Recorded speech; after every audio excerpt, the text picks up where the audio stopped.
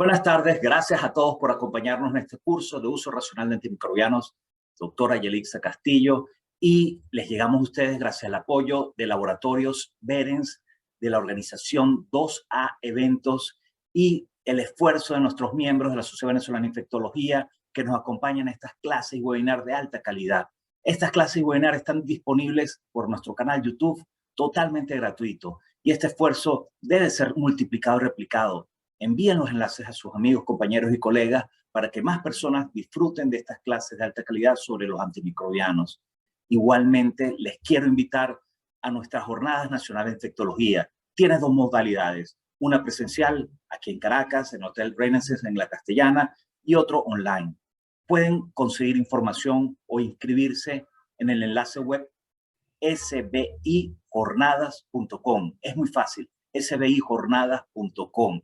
Ahí pueden tener toda la información de nuestro programa de alta calidad y pueden eventualmente, si no están cerca, disfrutar de nuestro evento online, en línea.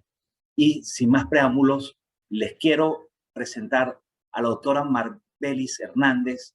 Ella es internista, es infectólogo, ex presidente o es editor en jefe del Boletín Venezolano de Infectología. También fue jefe del programa nacional de VIH, es la coordinadora académica de este importante curso de antimicrobianos que estamos haciendo, y les dejo con ella para que nos presente nuestro invitado de la clase del día de hoy. Sin más preámbulo, les dejo con Marbelis. Bienvenidos todos a esta nueva clase del curso Uso Racional de Antimicrobianos 2022, doctora Yelixa Castillo.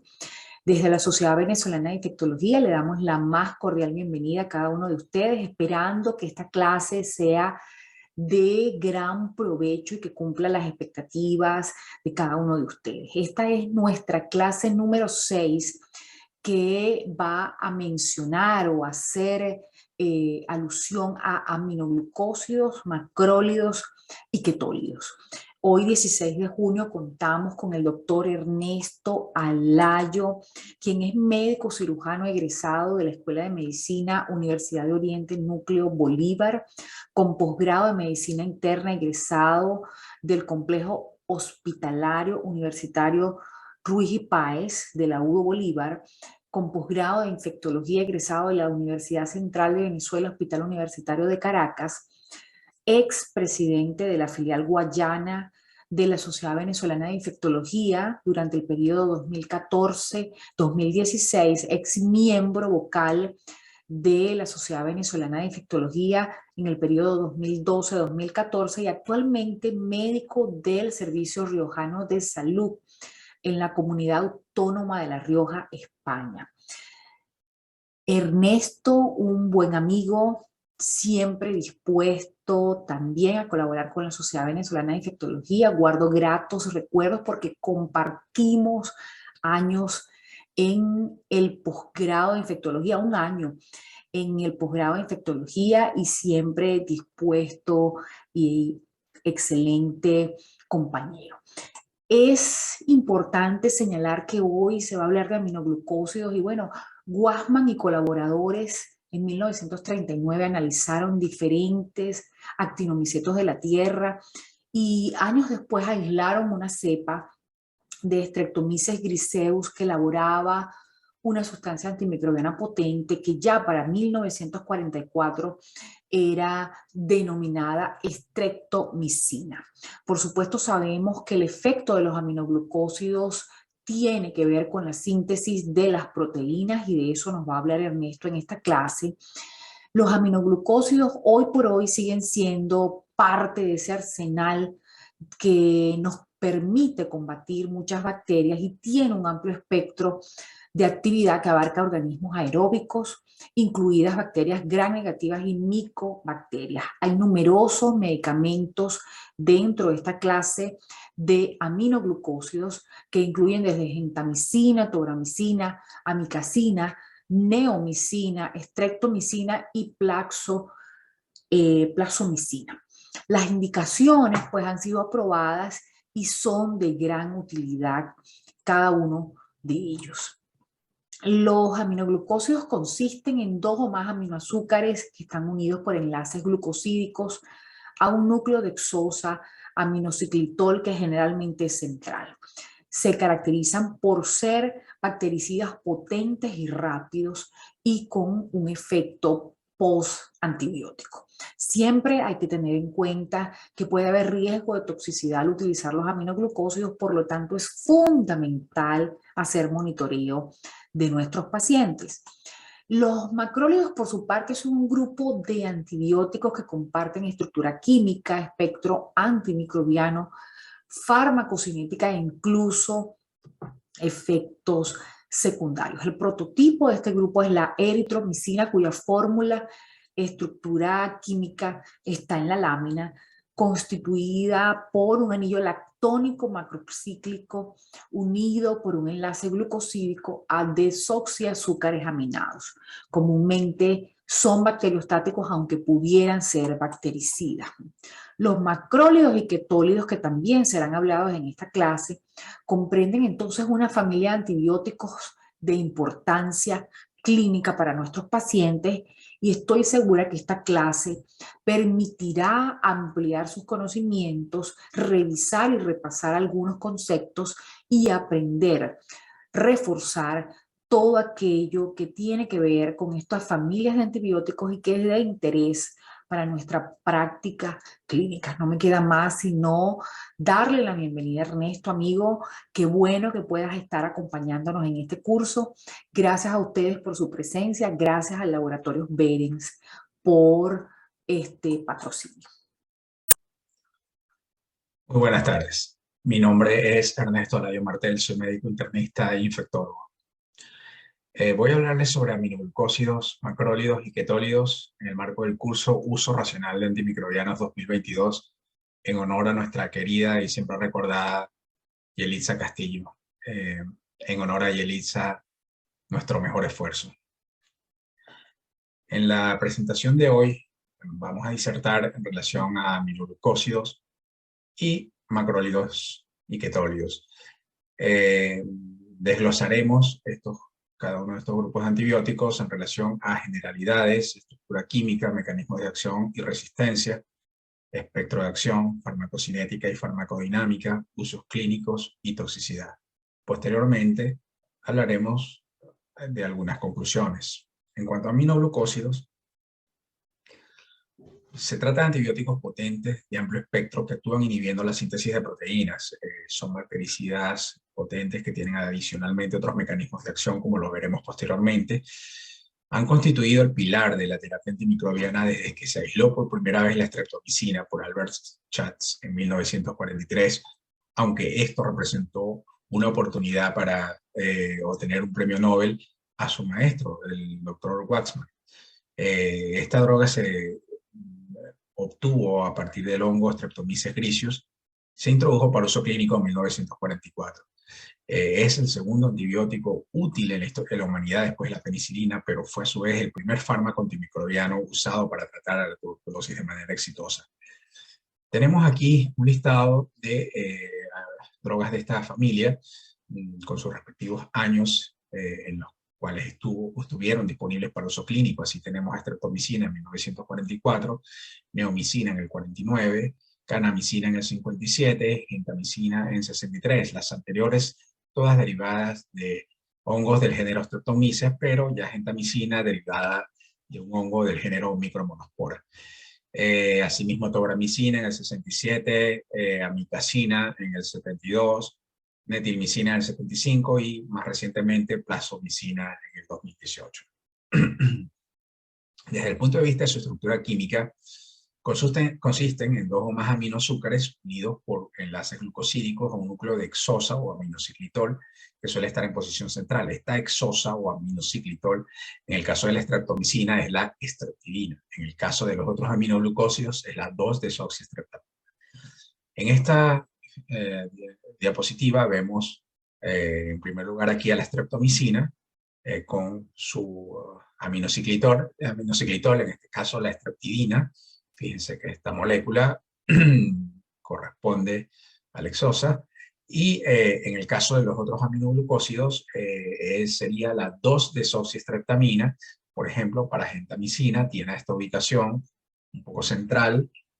Igual para amicacina, que es otro antibiótico aminoglucósido de uso frecuente, su respectivo aminociclitol, de ubicación un poco central. Su espectro de acción incluye bacterias gram negativas, entre ellas enterobacterias, pseudomonas aeruginosa y otras pseudomonas, Acinetobacter especies, Haemophilus influenza. Tiene poca actividad in vitro contra Burkholderia cepacia o contra Stenotrophmonas maltophilia, por lo tanto no serían drogas de elección si estuviésemos sospechando de estos agentes infecciosos. Para bacterias gram positivas, Staphylococcus aureus, Streptococcus, Enterococos, son de utilidad siempre y cuando las usemos como parte de un esquema de sinergismo acompañado de otras drogas, como serían betalactámicos o glicopéptidos. En el caso de micobacterias, tienen actividad contra Mycobacterium tuberculosis, contra micobacterias del complejo Fortuitum chelonae, contra Mycobacterium abscessus. Otras bacterias que suelen ser susceptibles incluyen Bruselas, Yersinia pestis y Neisseria gonorrhoeae. Las bacterias anaerobias son intrínsecamente resistentes a este grupo de drogas. Su mecanismo de acción, como he mencionado, son bactericidas rápidos, se transportan a través de la membrana celular mediante un proceso dependiente de oxígeno, por lo cual no son eficaces contra anaerobios. Se unen a residuos cargados negativamente en el lipopolisacárido. Recuerden que estas drogas son cationes realmente y por tanto se unen a estas proteínas aniónicas de la membrana externa. Desplazan competitivamente incluso puentes de otros cationes como lo serían el magnesio y el calcio y generan un reordenamiento del lipopolisacárido con la formación de agujeros en la pared y alteraciones de la permeabilidad. Además se unen con gran afinidad al sitio A del ribosoma 16S, que corresponde a la subunidad 30S, lo cual conlleva a errores en la síntesis de proteínas. A su vez, las bacterias se defienden a través de algunos de los siguientes mecanismos. Puede haber disminución de acumulación intracelular de aminoglucósidos, bien sea por alteraciones de la membrana bacteriana que reducen la entrada de la droga o por sistemas de flujo activo, o sea, bombas de flujo que permiten la expulsión de la droga hacia el medio externo. Además, puede haber disminución de la unión por cambio, alteración o metilación del ribosoma 16S, o puede haber desactivación enzimática de la droga, ya sea por N-acetilación, ortonucleotidación u ortofosforilación. Adicionalmente está la inducción de la formación de biofilm con adhesividad a la superficie de la pared celular bacteriana, lo cual dificulta el tratamiento de infecciones crónicas, especialmente aquellas asociadas a polvos extraños. Desde el punto de vista farmacocinético tiene baja unión de proteínas plasmáticas, una absorción que luego de 30 a 60 minutos de una dosis intravenosa alcanza concentraciones máximas, o luego de 30 a 90 minutos, en el caso de una inyección intramuscular, no se absorben bien por la vía oral. Las concentraciones desde el punto de vista de distribución a nivel de tejidos y secreciones son bajas, pero logran concentraciones altas en corteza renal, endolinfa y perilinfa, y de ahí que tengamos efectos tóxicos en riñón y en oído frecuentemente. El volumen de distribución es elevado en caso de ascitis, quemaduras, embarazo, enfermos críticamente pacientes críticamente enfermos o fibrosis quística. Disminuyen su ingreso al líquido cefalorraquídeo o al árbol biliar o las secreciones bronquiales, y sus concentraciones en orina suelen ser 25 a 100 veces las del suero. Desde el punto de vista de eliminación, el 99% de la dosis se elimina sin cambios en la orina por filtración glomerular. La vida media de eliminación aumenta en recién nacidos, lactantes, pacientes con falla renal, y esta eliminación es efectiva por la hemodiálisis, por lo que suelen requerirse dosis suplementarias posteriores al proceso. Desde el punto de vista farmacodinámico, sencillamente quiero mencionarles que el parámetro que predice éxito terapéutico con bajas posibilidades de generar resistencia es la concentración máxima sobre el nivel de concentración inhibitoria mínima. Este es un gráfico concentración-tiempo que lo hemos visto ya en clases anteriores. La línea amarilla representa la concentración inhibitoria mínima o cantidad mínima necesaria de antimicrobiano para inhibir el crecimiento bacteriano. En el eje de las Y tenemos concentración de droga, en el eje de las X el tiempo. Tras la administración intravenosa se alcanza, de cualquier vía, se alcanza un pico. El pico máximo corresponde a la concentración máxima. Mientras más distanciados estemos en relación al nivel de concentración inhibitoria mínima, lograremos mejores posibilidades de obtener éxito, es decir, producir muerte o inhibición de crecimiento bacteriano. Por supuesto, siempre teniendo en cuenta que estos niveles de concentración máxima no pueden caer en rangos tóxicos. Veamos un poco estos gráficos para entender algunas propiedades de estos fármacos. En el gráfico de arriba tenemos en el eje de las Y la concentración de antibiótico, en el eje de las X el tiempo, en el gráfico de abajo contagio bacteriano, en el eje de las Y, en el eje de las X el tiempo. La línea amarilla representa concentración inhibitoria mínima o cantidad mínima necesaria de antimicrobiano para obtener inhibición del crecimiento bacteriano. En la línea verde tenemos concentración bactericida mínima, la cantidad mínima de antimicrobiano necesaria para producir muerte celular bacteriana. La línea azul corresponde a la concentración del antibiótico en suero, la línea roja corresponde a la concentración del antibiótico en sitio de infección. Administramos una dosis inicial en este periodo señalado con la letra A, tendremos niveles tanto en suero como en sitio de infección por encima de los valores de concentración bactericida mínima. Por tanto, se producirá un efecto neto de muerte celular, de muerte bacteriana, y el contagio bacteriano tendrá una línea con pendiente en descenso. Pasamos a una segunda fase señalada con la letra B, en la cual la concentración del antibiótico en el sitio de infección y también en suero caen por debajo de la concentración bactericida mínima, pero siguen estando por encima de la concentración inhibitoria mínima. En este lapso sigue habiendo un descenso progresivo del contagio bacteriano, sigue habiendo inhibición del crecimiento bacteriano.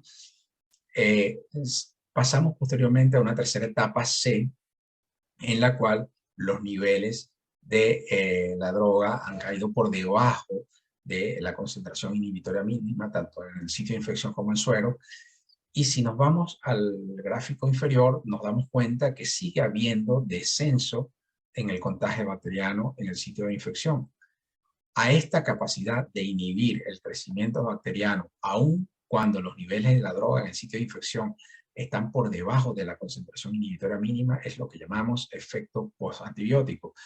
Una propiedad de gran utilidad cuando empleamos estas drogas aminoglucósidos. Estos medicamentos se caracterizan por tener un buen efecto postantibiótico, sobre todo para bacterias gram negativas. Obviamente, si nosotros no administráramos una nueva dosis aquí aún, ya pasado el efecto postantibiótico, tendríamos entonces nuevamente un contagio bacteriano con tendencia al incremento. De manera que desde el punto de vista farmacodinámico, la muerte bacteriana concentración dependiente es una característica importante. El efecto postantibiótico, que tendría una duración de 1 a 7 horas y media, según el organismo estudiado, mayor para gram negativos que para gram positivos, pero con menor duración en caso de ausencia de polimononucleares, como en el caso de pacientes neutropénicos, y el efecto sinérgico que se puede lograr al asociar con otros antibióticos, principalmente aquellos que actúan a nivel de la pared, como serían betalactámicos o glicopéptidos. Esta gráfica nos permite un poco evaluar las ventajas de administrar, como se suele hacer hoy en día, dosis únicas diarias en comparación a utilizar las dosis fraccionadas tradicionales. Una gráfica de concentración-tiempo. La línea roja corresponde a umbral de toxicidad. Todo lo que esté encima de la línea roja son oportunidades para causar toxicidad. Todo lo que esté por debajo de la línea roja, si se quiere, seguridad, poca probabilidad o ninguna de causar toxicidad. La línea negra corresponde a una forma de administración de este fármaco gentamicina en una sola dosis al día. Vemos que se alcanza una concentración máxima y esta va descendiendo progresivamente para que al cabo de 10 a 12 horas caiga la línea por debajo del umbral de toxicidad. Es decir, que durante este periodo de aproximadamente 10 a 12 horas vamos a tener posibilidades de alguna toxicidad, pero ya luego pasamos a un periodo, si se quiere, de seguridad. En el caso de la dosificación fraccionada cada 8 horas para este mismo fármaco, vemos que se alcanza igualmente una concentración máxima y luego de 6 horas es cuando los niveles de la droga caen por debajo del umbral de toxicidad. Si asumimos que esta dosificación tiene que repetirse para un total de 3 veces en el día y son necesarias 6 horas para caer por debajo del umbral de toxicidad, necesitaríamos de 18 horas al día para mantenernos, para poder lograr estar en niveles inferiores al umbral de toxicidad. Comparativamente, resulta mucho más probable causar toxicidad estando en dosificaciones fraccionadas, porque implica un mayor tiempo de exposición, por tanto, mayor posibilidad de generar efectos tóxicos. El uso en una sola dosis diaria es un método que tiene eficacia similar al tradicional de dosis múltiples, reduce la posibilidad de nefrotoxicidad y ototoxicidad, que son efectos adversos frecuentes, aunque no los elimina del todo. Es un método más sencillo, menos propenso a errores humanos, requiere menos tiempo y es más rentable que los regímenes de dosis múltiples, aunque necesita algunos estudios en poblaciones seleccionadas. La dosificación de los aminoglucósidos para una persona que tenga un clearance de creatinina normal entre 60 y 120 sería infundir durante 1 hora 7 miligramos por kilogramo de peso de gentamicina o tobramicina o 15 miligramos por kilogramo de peso de amicacina, y esto repetirlo cada 24 horas teniendo en cuenta una determinación de nivel de creatinina sérica al inicio y repetirlo cada 1 o 3 días según la necesidad individual de cada paciente, y monitorear la concentración sérica si fuera necesario para fin de evitar la toxicidad y garantizar la eficacia. Encontrarán en la red seguramente muchos calculadores. Este es uno que les traigo, el de Nephron Calculator, que se basa en la ecuación de Cockcroft y Gold.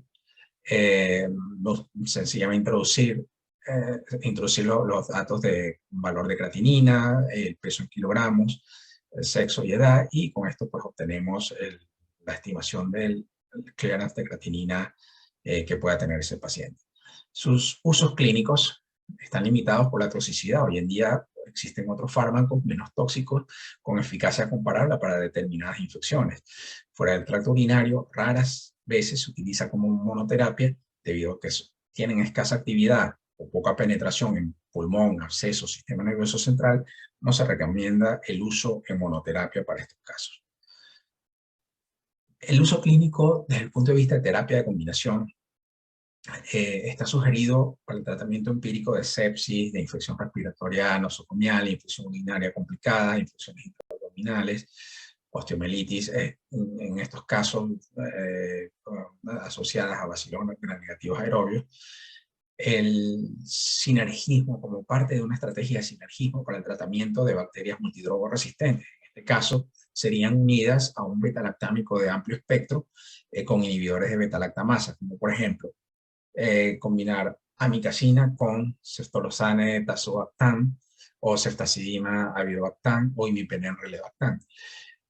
También en las bacterias por gram negativos, sobre todo en estos casos que tenemos pacientes sépticos o en shock séptico, pacientes inmunosuprimidos, como sería el caso de los neutropénicos, o aquellos con factores de riesgo para infección por Pseudomonas aeruginosa, o si el nivel de resistencia al fármaco inicial escogido supera el 10 a 20%. Esto sencillamente es un esquema que nos permite guiarnos un poco de cómo pudiera hacerse la selección del esquema antibiótico inicial. Si estamos en presencia de bacilos gram negativos reportados inicialmente en los hemocultivos, nos preguntamos, ¿tiene el paciente un estado de sepsis o shock séptico? Si la respuesta es no, entonces tratemos de responder la siguiente pregunta, que sería, ¿están presentes algunas de las siguientes características? Por ejemplo, se trata de un paciente inmunocomprometido, ha estado expuesto al cuidado de salud en los últimos 3 a 6 meses o ha tenido una infección por Pseudomonas aeruginosa en los últimos 3 a 6 meses. Si la respuesta en los 3 casos es no, entonces sencillamente este paciente no necesitará una cobertura específica anti-pseudomonas ni tampoco una combinación de antibióticos. En general, pudiera ir bien con un esquema de tratamiento que bien pueda ser ceftriaxona, ceftazidima o piperacilina, tazobactam o cefepime.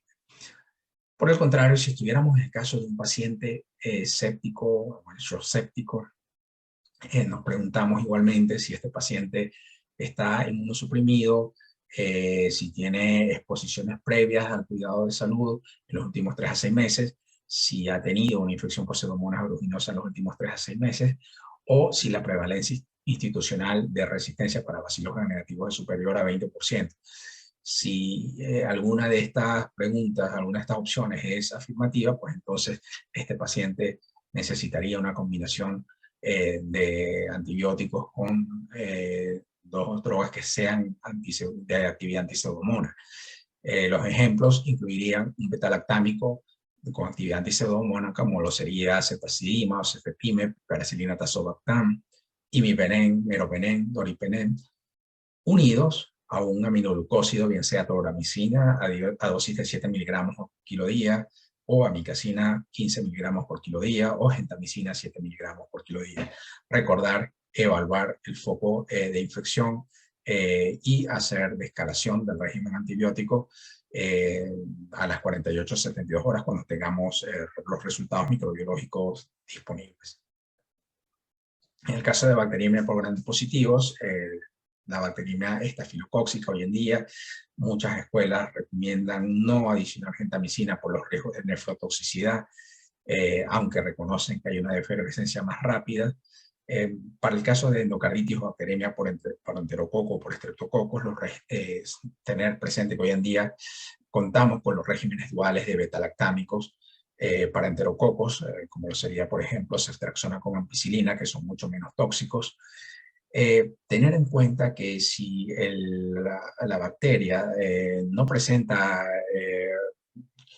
resistencia de alto nivel a los aminoglucósidos, probablemente sea muy beneficioso asociarla a un beta-lactámico o a vancomicina, según sea el caso, para tener éxito en el tratamiento.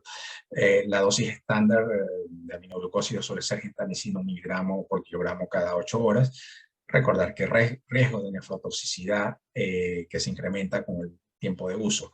En el caso de neumonía está reservado para la neumonía por bacilos gram negativos de origen hospitalario, incluyendo aquellas asociadas a ventilación mecánica.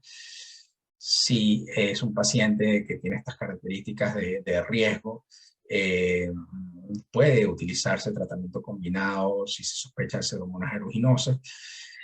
Y saber que también para neumonías existen las presentaciones en aerosol, útiles para bronquiectasias, infecciones crónicas, neumonía asociada a ventilación. En el caso de Pseudomonas aeruginosa se han utilizado aminoglucósidos inhalados con beta-lactámicos sistémicos con buenos resultados, buenas tasas de curación clínica y microbiológica y menor nefrotoxicidad.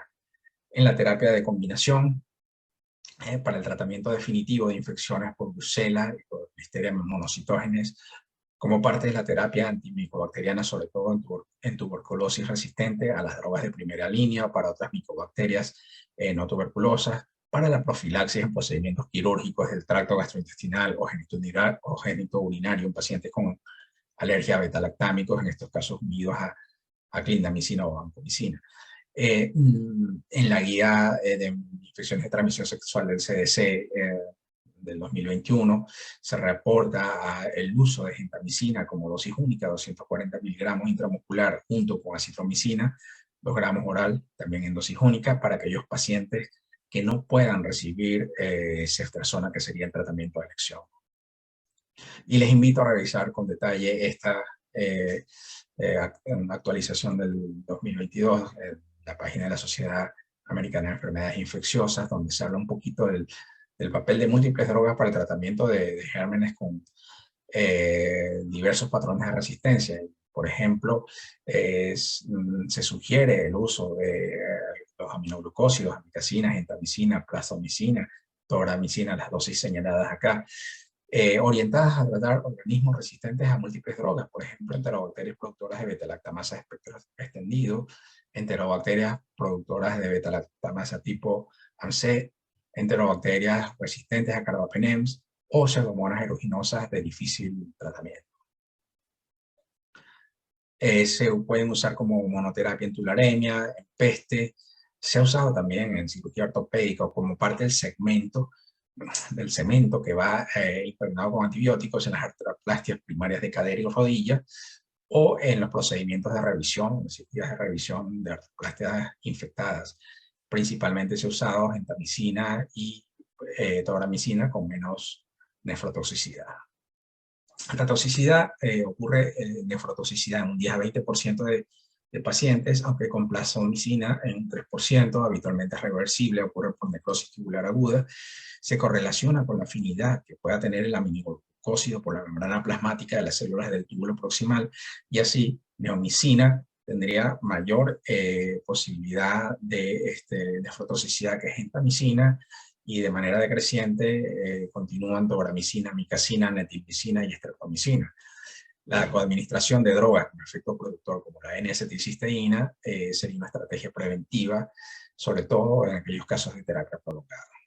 Factores relacionados con el riesgo de nefrotoxicidad desde el punto de vista del paciente incluyen edad avanzada, enfermedad renal persistente, depresión de volumen, hipotensión, disfunción hepática, y relacionadas con la droga, tratamiento reciente con un aminoglucósido, dosis altas de aminoglucósidos, tratamiento durante más de 3 días, el tipo de fármaco escogido, el intervalo de la dosificación y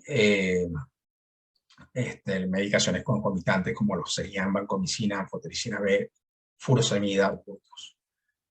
Además, toxicidad, ototoxicidad ocurre en un 3 a 14% de los casos, con daño vestibular manifestado por vértigo, desequilibrio, náusea, vómitos, ataxia, daño coclear manifestado con tinnitus, pérdida auditiva, a veces transitoria, pero puede ser irreversible. Bloqueo neuromuscular raro, pero grave. Generalmente los pacientes tienen estados patológicos o alguna terapia farmacológica concomitante que interfieren en la transmisión neuromuscular. No se recomienda el uso de estas drogas en pacientes con miastenia gravis. La prevención de la toxicidad la podemos lograr con la selección de un aminoglucósido menos tóxico cuando sea posible, corregir desórdenes hidroelectrolíticos antes de administrar un aminoglucósido, evitar en pacientes con volumen arterial efectivo reducido u optimizar su estado antes de iniciar el tratamiento, ajustar la dosis según función renal, limitar la duración de la terapia a 7 a 10 días, minimizar los medicamentos nefrotóxicos concomitantes o monitorear y usar regímenes una sola vez al día en vez de los regímenes fraccionados. En relación a macrólidos y ketólidos, debo decir que la historia de estos antibióticos comienza con la eritromicina, descubierta por investigadores del laboratorio de Eli Lilly en 1952, en los productos metabólicos de una cepa del hongo Streptomyces erythraeus. Son drogas básicamente bacteriostáticas. La claritromicina y la acitromicina son nuevos derivados semisintéticos de la eritromicina, y adicionalmente está el grupo de los ketólidos, que comparten muchas propiedades de estos macrólidos más avanzados. Su estructura química contiene un anillo de lactona multilátero, un anillo de 14 miembros para el caso de eritromicina y claritromicina, y de 15 miembros para el caso de acitromicina. A este anillo se unen uno o más desoxiazúcares. Vemos aquí el anillo de lactona en el caso de la eritromicina, aquí mismo en el caso de claritromicina con sus respectivos desoxiazúcares, y aquí finalmente para el de 15 miembros, el anillo de 15 miembros de la acitromicina con sus respectivos desoxiazúcares. Solo para tener una idea, los sólidos tenemos anillos de 14 miembros y anillos de 16 miembros. A su vez, cada uno de ellos tiene derivados naturales y derivados semisintéticos. En el caso de los anillos de 14 miembros, los derivados naturales serían la eritromicina. Los derivados semisintéticos dan lugar a otros fármacos. Por ejemplo, si logramos alteraciones en los sustituyentes, podemos obtener roxitromicina y claritromicina, drogas de uso relativamente frecuente. Si más bien logramos alteraciones a nivel del azúcar, de los azúcares, entonces podemos obtener el grupo de los ketólidos donde figuran telitromicina, cetromicina o solitromicina. A su vez, en estos derivados semisintéticos tenemos al grupo de los azálidos y de ellos algunos de 14 miembros, pero uno correspondiente a 15 miembros donde vendría a figurar la acitromicina. El mecanismo de acción, tanto para macrólidos como ketólidos, es la unión al dominio 5 del RNA 23S, que es parte de la subunidad 50S del ribosoma bacteriano, por lo cual se inhibe la síntesis de proteínas. Los ketólidos se unen con una afinidad 10 a 100 veces mayor por el ribosoma que la eritromicina. Pero además hay mayor afinidad para unirse al dominio 2 del RNA 23S. Esto le permite mantener actividad contra cepas que son resistentes a los macrólidos debido a alteraciones en el sitio de unión habitual que sería el dominio 5. Por supuesto, las bacterias rápidamente se defienden. En el caso de los estreptococos puede haber alteración en el sitio de unión de la droga, en el ribosoma, que sería la resistencia a MLS, se llama así porque la comparten macrólidos, lincosamidas y estreptograminas, o por expulsión activa de la droga. El mecanismo de flujo, de expulsión activa por los genes MEF, es específico para macrólidos de 14 y 15 miembros. La resistencia suele ser de bajo nivel en estos casos, pero también puede haber un cambio en el residuo de adenina del dominio 5 del ribosoma, el RNA ribosomal 23S, mediado por los genes ERM. En este caso se obtiene resistencia a macrólidos de alto nivel. La resistencia a eritromicina implica resistencia cruzada a clarito y acitromicina.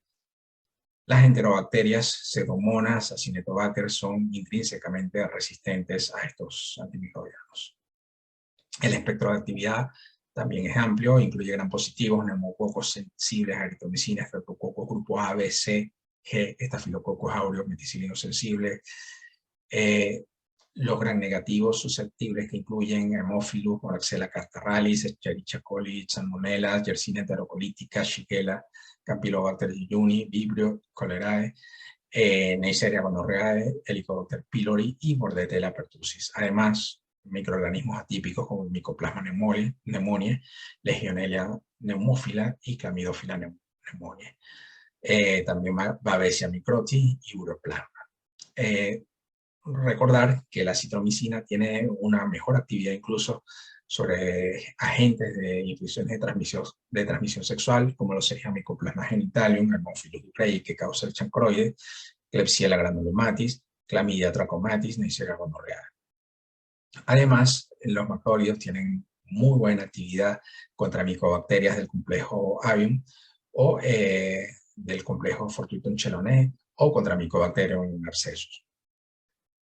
La biodisponibilidad, podemos verla para la eritromicina base 25%, para la acitromicina mucho mejor 37%, para la claritromicina 55%, también buena para su metabolito activo que es la 14-hidroxiclaritromicina, y para la teritromicina mucho mejor. La vida media, si se quiere, de la acitromicina es bastante mayor que para las otras drogas. Desde el punto de vista farmacocinético, las presentaciones de antimicrobianos, acitromicina y claritromicina de liberación inmediata se absorben muy bien y no se ven afectadas por la presencia de alimentos. Son estables en pH gástrico y esto pues las lleva a una mejor biodisponibilidad. Tienen amplia distribución en tejidos, altas concentraciones intracelulares a nivel de macrófagos, alveolares y de neutrófilos. La acitromicina tiene varios metabolitos, estos sin actividad biológica. Por su lado, la claritromicina es hidroxilada en el hígado por el citocromo P450 a 14 hidroxiclaritromicina, que es un metabolito más activo incluso contra algunas especies que su droga original. La citromicina es excretada en la bilis y en las heces. Por su parte, la claritromicina, 20 a 30%, excretada sin cambios en la orina. Este diagrama para señalar la presencia importante que tiene acitromicina en el líquido intersticial, en las vías respiratorias. Fíjense cómo se concentra en este líquido intersticial. También logra un paso al interior de las células de manera importante. Algo quizás un poco menor grado, pero también significante para claritromicina, y quizás un poco menor la presencia del antibiótico eritromicina en el fluido intersticial. Desde el punto de vista farmacodinámico, recordar que estos antibióticos pertenecen al grupo de antibióticos tiempo dependientes con efectos de muerte bacteriana moderados, prolongados o a largo plazo. Por lo tanto, se beneficia, el parámetro que predice éxito sería el área bajo la curva de concentración tiempo en 24 horas por encima de la concentración inhibitoria mínima. Sus usos terapéuticos incluyen infección de vías respiratorias altas, sinusitis aguda, bronquitis aguda, neumonía adquirida de la comunidad, infecciones de piel y tejidos blandos, infecciones de transmisión sexual, infecciones por Helicobacter pylori e infecciones por micobacterias. Les traigo esto sencillamente es parte de lo que sería las guías de tratamiento de enfermedades infecciosas para las infecciones respiratorias, para las neumonías. Vemos acá cómo en los casos de pacientes que no tienen ningún tipo de comorbilidad o que no tienen riesgo de infecciones por estafilococos aureus meticilinos resistentes o por pseudomonas aeruginosa, sencillamente pueden utilizarse macrólidos como monoterapia.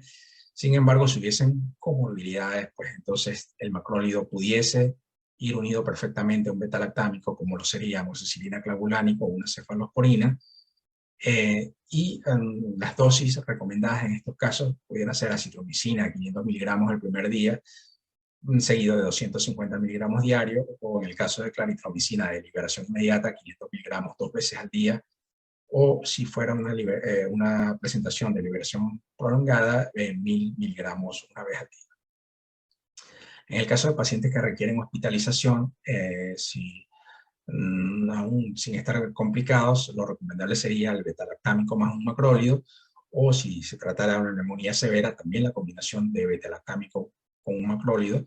En estos casos, los macrólidos a usar serían acitromicina 500 miligramos diarios o claritromicina 500 miligramos 2 veces al día, la presentación de liberación rápida. Además, otras indicaciones donde se usan macrólidos serían las infecciones por Bartonella genselale, enfermedad por arañazo de gato, angiomatosis bacilar, la tosferina, la infección por Campylobacter jejuni, las infecciones por microorganismos atípicos, como sería Chlamydophila pneumoniae, Legionella pneumófila o Mycoplasma pneumoniae. También en los casos de difteria pueden tener un papel para las infecciones por Helicobacter pylori, para las infecciones de transmisión sexual debidas a Chlamydia trachomatis o a Haemophilus ducreyi, en los casos de uretritis no gonocóxica y, por supuesto, las infecciones micobacterianas. Eventos adversos, principalmente gastrointestinales, diarreas, náuseas, vómitos, mareos, puede haber hepatotoxicidad presente dentro de una gama de manifestaciones que incluyen sencillamente alteraciones en las pruebas de función hepática, luego hepatitis, llegando a ictericia colestásica, a necrosis hepática e incluso a falla hepática fulminante. La prolongación del intervalo QT es algo que tenemos que vigilar, pueden llevar a arritmias potencialmente letales como dorsal de Points. Puede haber hipoacusia neurosensorial habitualmente reversible, reacciones de hipersensibilidad, exantema, fiebre, eosinofilia, síndrome de Steven-Johnson, raramente candidiasis o colitis por Clostridium difficile. Las precauciones serían alteraciones de la conducción, especialmente en pacientes con prolongación del QT o con anomalías de electrolitos previas, la hepatotoxicidad, la exacerbación, posibilidad de exacerbación de miastenia gravis y algo que se reportó recientemente en los últimos años, el potencial aumento de la mortalidad en pacientes con enfermedad arterial coronaria que estaban tomando claritropicina. Algunas interacciones medicamentosas a tener en cuenta, sobre todo para eritromicina y claritromicina, con aquellas drogas que se metabolizan por el citocromo P450, por ejemplo, con benzodiazepinas, con algunos antiarrítmicos, corticoides, etc. Menos son las interacciones atribuibles a acitromicina. En cuanto a los ketólidos, pues sencillamente no hay tanto que aportar en la actualidad. En el 2006, cuando estaba en boga el uso de eritromicina para el tratamiento de infecciones respiratorias altas o de neumonía adquirida en la comunidad, si bien parecía ser esta una buena oportunidad de usar esta droga, empiezan a aparecer casos de afectación hepática severa. Incluso en el 2006 hay el reporte de 3 pacientes previamente sanos que desarrollaron insuficiencia hepática severa. Uno de ellos requirió trasplante hepático, el otro falleció, el otro sobrevivió, pero ya esto puso en alerta en cuanto a este efecto severo, y la posibilidad de que ocurriesen nuevos casos conllevó a que, por ejemplo, en el caso de la FDA, no diera su aprobación para el uso de esta droga en estos casos de infecciones respiratorias, no por lo menos hasta tener resultados que demuestren su seguridad.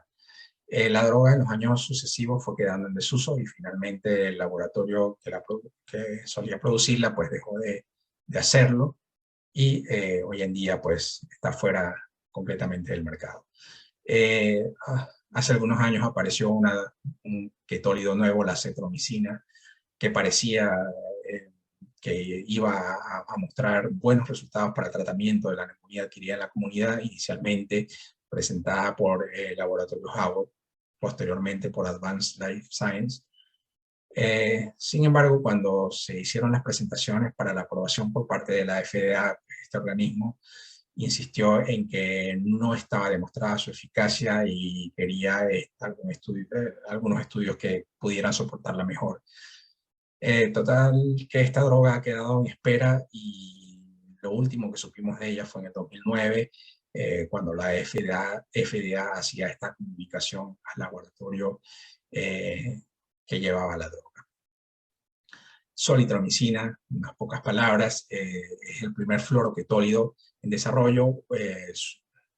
Básicamente su unión a la unidad 50S ocasiona alteraciones en la traducción del DNA, tiene potente actividad in vitro contra la mayoría de los patógenos de neumonía adquirida en la comunidad, incluyendo neumococos resistentes a fluoroquinolonas, a macrólidos y a penicilinas.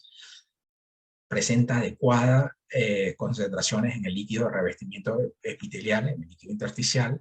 Los estudios de fase 3, el Solitaire oral y el Solitaire intravenoso, han evaluado la eficacia y seguridad para las presentaciones tanto oral como intravenosas respectivamente. En estos estudios se alcanzó el objetivo de no inferioridad para el punto primario, que era la respuesta clínica temprana, versus el comparador, en este caso moxifloxacina. Los eventos adversos fueron comparables en los dos grupos del estudio Solitaire oral. Sin embargo, en el Solitaire intravenoso, más del 50% de los pacientes del brazo solitromicina en comparación a un 35% del brazo de moxifloxacina, presentaron eventos adversos, básicamente reacción al sitio de la infusión, pero también hubo alteraciones gastrointestinales y elevación asintomática de transaminasas. Esto puso en alerta a la FDA, de manera que cuando se hizo la solicitud de su aprobación, sugirieron que, considerando que la hepatitis fulminante pudiera presentarse en uno de cada 3.000 pacientes, presentar datos de un nuevo estudio que incluya por lo menos 9.000 pacientes para valorar si definitivamente la droga era o no segura. Finalmente, desde el 2016, cuando estuvo esta respuesta de la FDA al laboratorio que llevaba la droga, desde entonces no hemos tenido conocimientos de que se hayan hecho nuevos intentos para la aprobación de este medicamento. Finalmente, quiero decirles que los aminoglucósidos continúan siendo herramientas útiles para el manejo de infecciones por organismos sensibles. Si bien se dispone de drogas menos tóxicas, el papel de los aminoglucósidos sigue siendo relevante como monoterapia o como terapia combinada en un mundo que se desarrolla frente al inevitable fenómeno de la resistencia bacteriana. Los macrólidos mantienen vigencia en el tratamiento de infecciones causadas por bacterias sensibles, ya sea monoterapia o terapia combinada según el tipo de infección. Problemas de toxicidad han dificultado la aprobación de nuevas drogas pertenecientes a este grupo, y el uso racional de antibióticos debe ser la estrategia a seguir frente a las enfermedades infecciosas bacterianas. Esta es un recuerdo grato, bonito de el tiempo compartido con nuestra amiga. En esta foto, gente muy apreciada, el doctor Leopoldo Davis, la doctora Marisol Sandoval de Mora, nuestra maestra, y entre ellos nuestra querida amiga Yelitza, a quien le dedicamos nuestro mejor esfuerzo y a quien tendremos siempre presente en cada una de estas actividades, en cada una de estas cosas que vamos haciendo por la mejora de nuestra sociedad. Muchas gracias a todos, muchas gracias al doctor Manuel Figuera, a la doctora Marbelis Hernández por la oportunidad que me han dado de compartir con ustedes, y muchas gracias a ustedes por su atención.